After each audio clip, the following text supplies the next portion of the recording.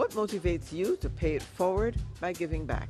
Today we're going to meet 6 Caribbean women who saw needs in their respective countries and took it upon themselves to create projects to fill those needs. That's coming up next on Carib Nation.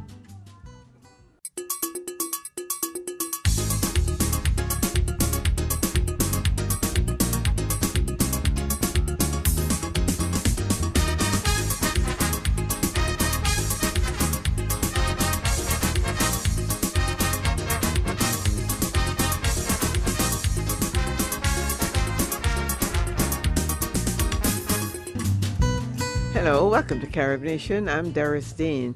Today I come to you from Brookside Gardens, a very popular spot in my neighborhood here in Maryland. Also in Maryland are many Caribbean people who've lived here for many years, but whose hearts are back in the Caribbean. Today we're going to talk with 6 Caribbean women who have a passion for giving back to their countries and helping the less fortunate. They have taken it upon themselves to create nonprofit organizations where they provide smiles for children through toys all the way to scholarships for college. They've also provided empowerment for women, capacity building, and nation building.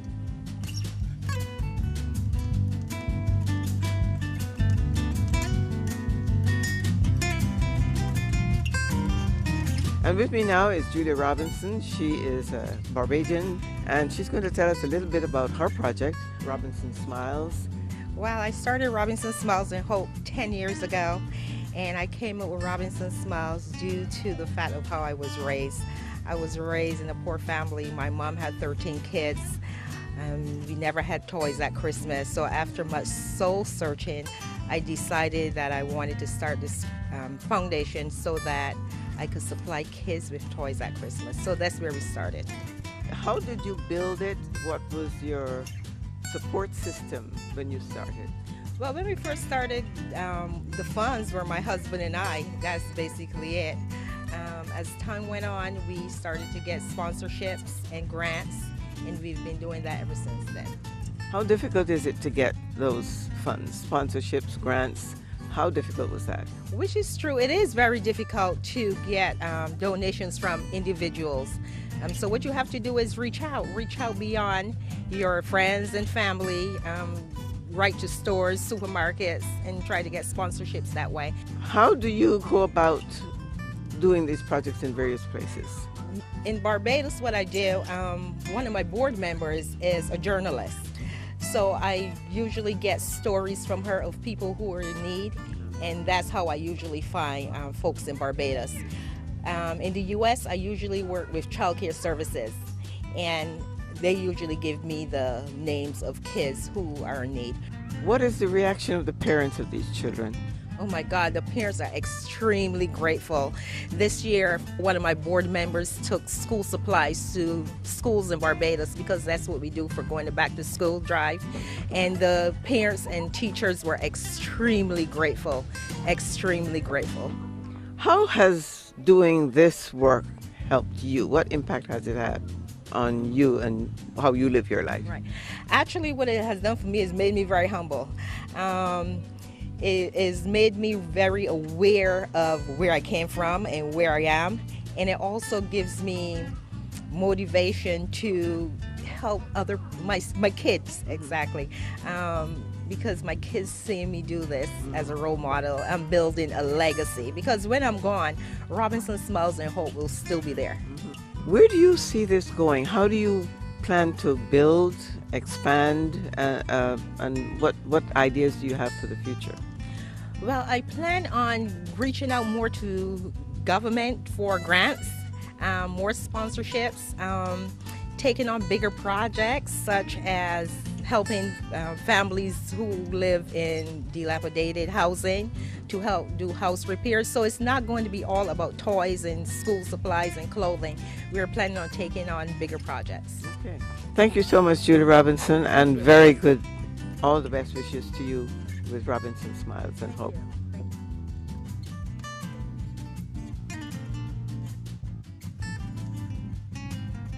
With me this time is Annette Achille, who's a Trinidadian, and she is the director of Caribbean Student Scholarship Program. Tell me, how did this idea come about? And I know that you also contribute to a project back in Trinidad. I want to talk a little bit about the scholarship fund here, but I also want to talk about what you do in Trinidad. Okay, it all came about so as your kids are grown and gone, and then you look around and you see there's so many other kids that need help. Four of us or five of us got together and decided, what can we do? And you know, for Caribbean people, it's always about education. That's the key to open every door. It's the roadway to get out of the present condition. Everything, that is the key.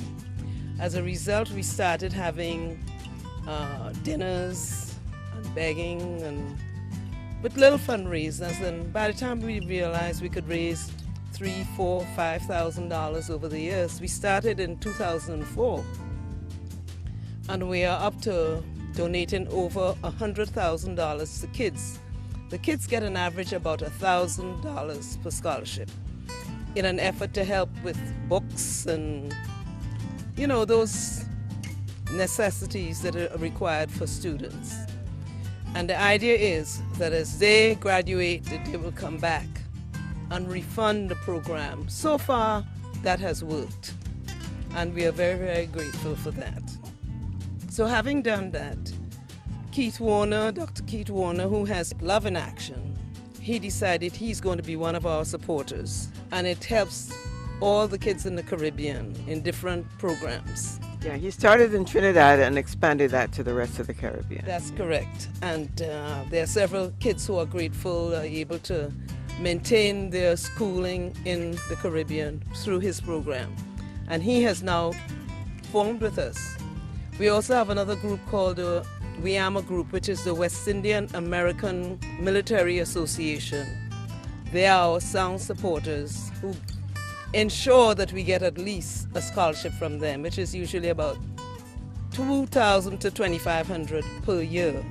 And we've named one of the scholarships after them.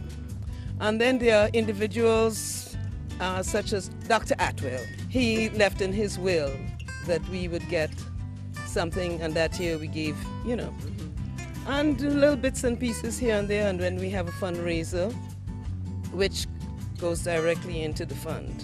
Now, how do you administer the funds?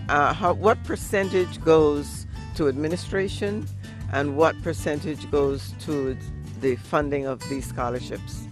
The wonderful thing about it is 100%, all of us are volunteers who have retired, and so there's no need for us to be paid. So 100% of your donation goes directly to the fund. And usually, even with the administration, which is usually for the actual scholarship, we try to get donations and get it underwritten so that 100% of whatever we raise that year goes towards the scholarship. And this year we gave, 5 scholarships, ranging from $2,000 to $2,500. It's based on need. So those with the greater numbers, it's based on, you know, those people who cannot afford that much. That's how it is. What response are you getting from parents who are helped by these scholarships or by what you give back to the Caribbean? You know, I didn't pay attention to it. I got one from this year, that little fella, Mrs. Santeliers.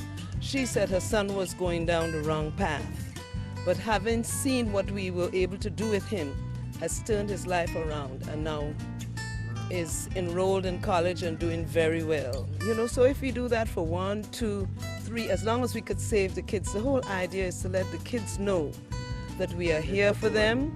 And the board members this year, we are charging them with grooming each student to have a direct contact with that child. Sort of mentoring. Mentoring program. How far do you see this going? Oh, I have dreams that one day we could look at all these kids, even the kids who have graduated now, because many of them, we've got a couple of doctors and kids who are in the military who've gone on and done extremely well. We hope that they, as a matter of fact, I have one scholarship recipient, Lisa Noel. She says, Auntie Annette, I can't wait to take over your program to help. people like that. I want to be able to step aside and let the young people run this program, so I see it going on forever. Well, congratulations, all the best, and thank you so much for talking with us about your program. You're very, very welcome.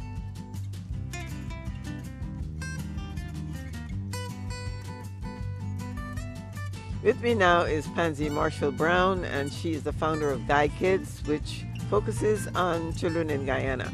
Welcome, Pansy, and tell me a little bit about why you started Guy Kids.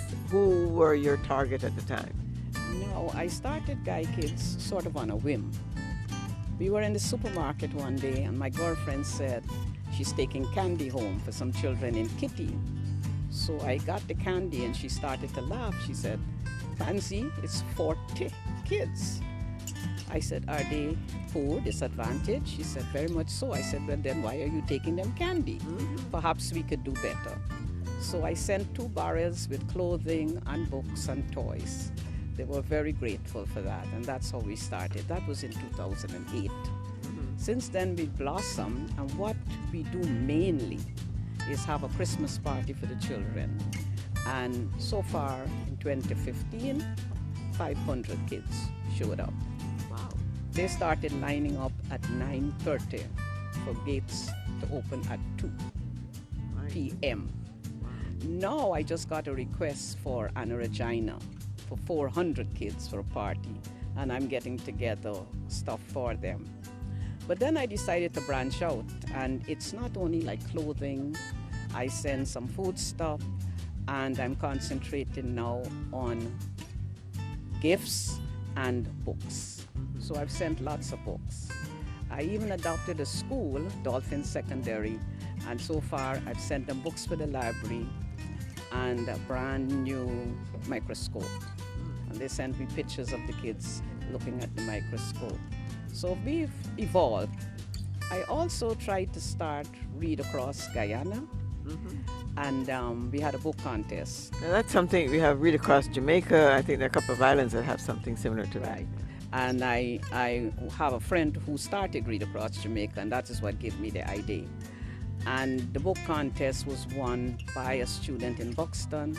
She read 100 books. And In what time? In about, I would say about 3 or 4 months.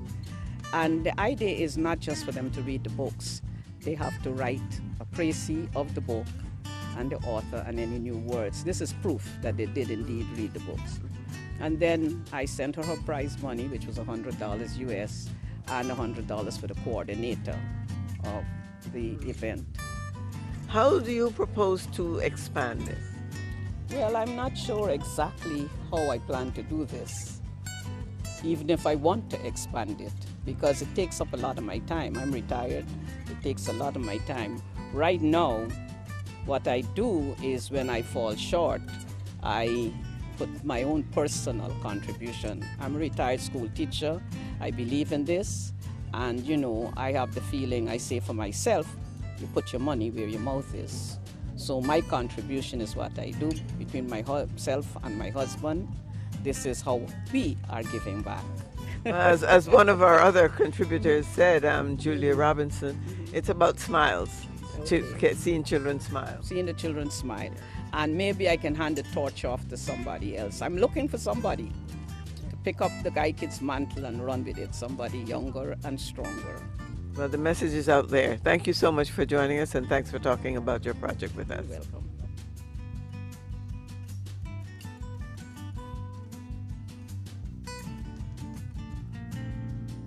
With me now is Carleen Bryce, and she is the founder of Have Serve, which works with children in Haiti.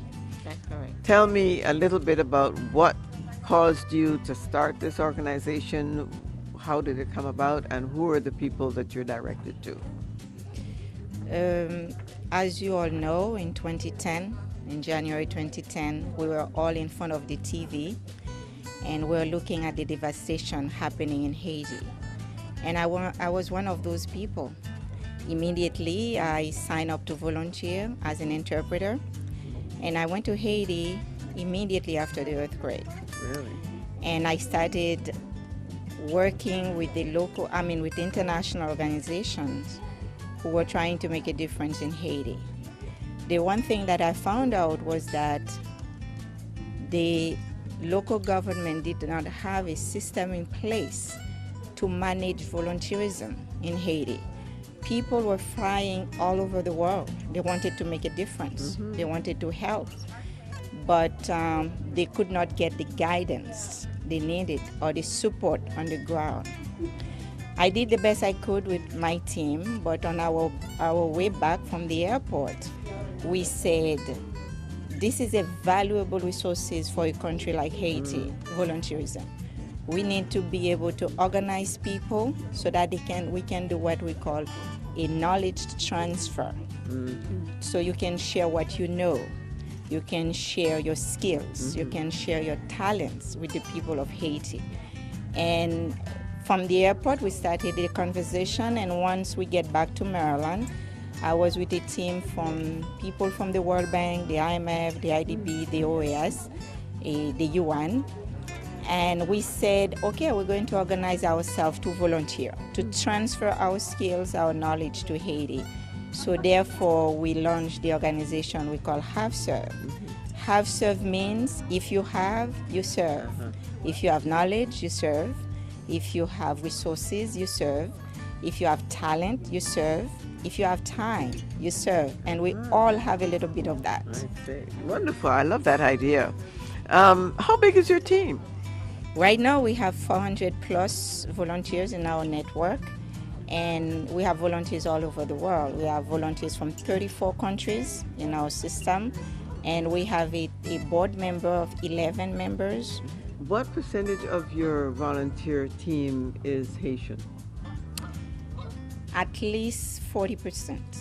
40% of our volunteers are Haitian Americans, Haitian Canadians. We try to get the Haitian diaspora involved, very much involved, because they are supporting the country financially. They are very strong support, financial support for the country. But also we have a lot of trained Haitian who are abroad. And one of the things that Haiti is suffering from is brain drain. Once people get the training and they get the knowledge and the education, they have to travel somewhere else to work because there is a lack of opportunities in the country. So what we share with them is that, yes, you can travel away so you can take care of your family and yourself, but let's give back. Let's give a week or 2 weeks or a month. Whatever you know, if you are a medical doctor, let's go do a mobile clinic. If you are a teacher, let's go train some teachers. If you are an engineer, let's go rebuild a school. If you are an agronomist, let's go and teach them how to plant trees and do square foot gardening, etc. So that's the way we are having that ongoing conversation with them. We kind of get them involved. The situation in Haiti is critical, and Haitians living abroad have to get involved. And also there is a culture situation, there is a language situation. So if we are not involved in the process, it will be very hard to have a lasting impact on the country. So it's not a outside, inside, or sort of a handoff kind of thing, but it's a working together operation. Working together, capacity building. I see. How big is your budget, and how do you get the funds? Amazing you asked that.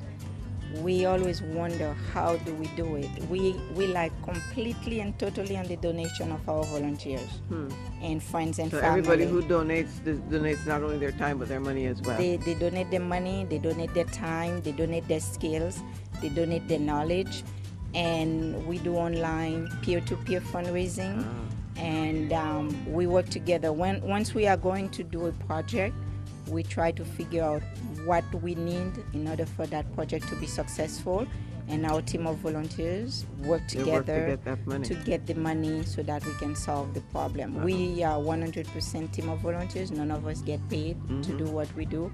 We feel that we have been blessed, and we have been given so much, and we are trying to give back as much as we possibly can. Well, thank you so much. Congratulations. That's a great project, and I'm very glad I had the opportunity to talk with you. Thank you so much. Thank you so much for having me.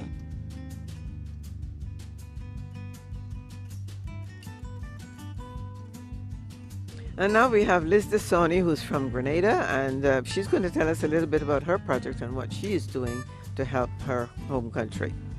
Okay, my project is the Grenada National Patient Kidney Foundation, and that started in like 2007 in Grenada, and I got involved because my brother suffered kidney failure, and dialysis was not available in Grenada. So they brought him to me in here, and so I started working to make sure that when he is well enough to go back, he can have dialysis there. But unfortunately, he didn't go back. But we worked hard enough to support the project in Grenada. Yeah. What steps did you have to take to get that moving, and what role did the government play in that? Well, the project was started in Grenada, and I did not want to, like I say, reinvent the wheel, so I just decided to support that system that is already going on there. And I started with a collection at my brother's funeral. Made a collection and donated it to the foundation, and then I solicited the Grenada Cultural Association to back me here in the U.S. as an organization. They're based here. So we do our fundraising through them, and whatever funds we get raised, channel it to Grenada. Now, are there any Grenadians that you've helped directly here, or are they mostly in Grenada? They're mostly in Grenada right at this point, yes. The project is working on what? Providing dialysis machines, or helping people get to dialysis? Helping with the funds, because it's a very costly thing, and a lot of people cannot afford the 3 days of dialysis in Grenada. So with our funds, they can do at least 2. We support them to do 2. The government also supports 1 session for each patient in Grenada. Do you have hopes of expanding into something else or making contributions in another way, or do you want to see this grow to the point where you can help more people get dialysis or get more machines? Yes, the long-term goal is to get more machines and to have people that need it to get it.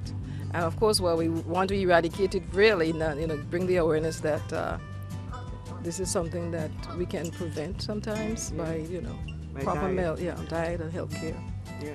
Because dialysis is the end result, So, and again, we know the cost involved, the trauma to the family, the disruption of the family, and all of that. So, yes, there is a lot of need to continue the nutritional part of that. Yeah. Well, I do wish you all the very best, and congratulations on undertaking that project, and I do wish you all the best in taking it to the next level. Thank you. I will try my best.